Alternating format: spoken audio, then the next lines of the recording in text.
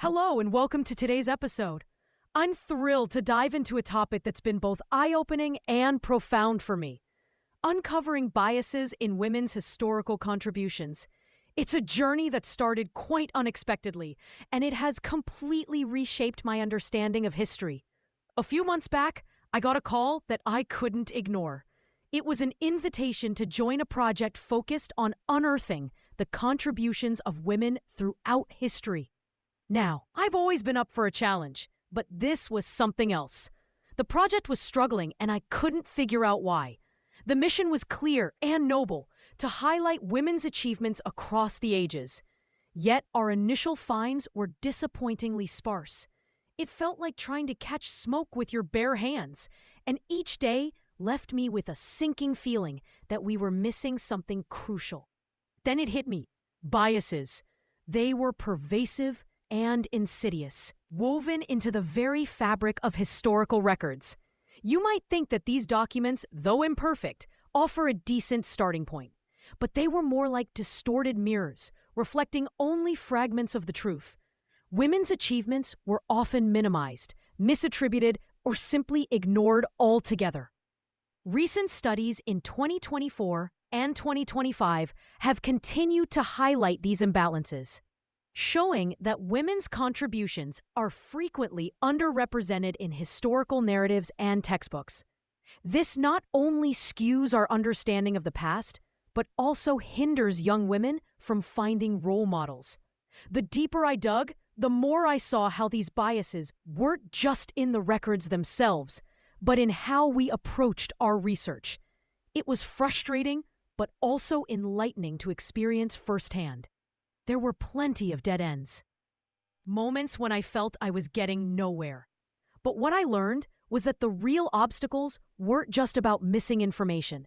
They were about actively misleading information.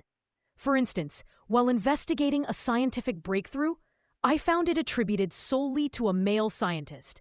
Yet something in the timeline didn't add up. I spent days sifting through correspondences, personal diaries, and obscure sources.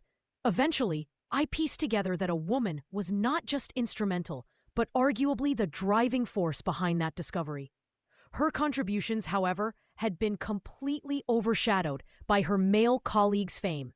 This kind of erasure, where women are either presented in traditional roles or their achievements downplayed, is a recurring theme in historical analysis. And it's not just one isolated incident, it's a pattern. There are countless stories like this, buried under systemic bias. It's overwhelming and sometimes disheartening, but it's important work. So how did we turn things around? We changed our approach. Instead of relying solely on traditional, often male-centric records, we broadened our scope. Oral histories, personal letters, even art and literature from those eras, they became our gold mines. For example, a series of intimate letters between two women revealed their significant yet unrecorded contributions to a major social movement. These letters were never meant to be public, yet they told a story official records omitted. It was like discovering a secret door where there seemed to be a solid wall, revealing a vibrant, active world intentionally hidden. Navigating this messy terrain was challenging. There were conflicting accounts, and sometimes we'd follow leads that went nowhere. Yet each discovery felt like a small victory, a tiny tear in the fabric of historical invisibility.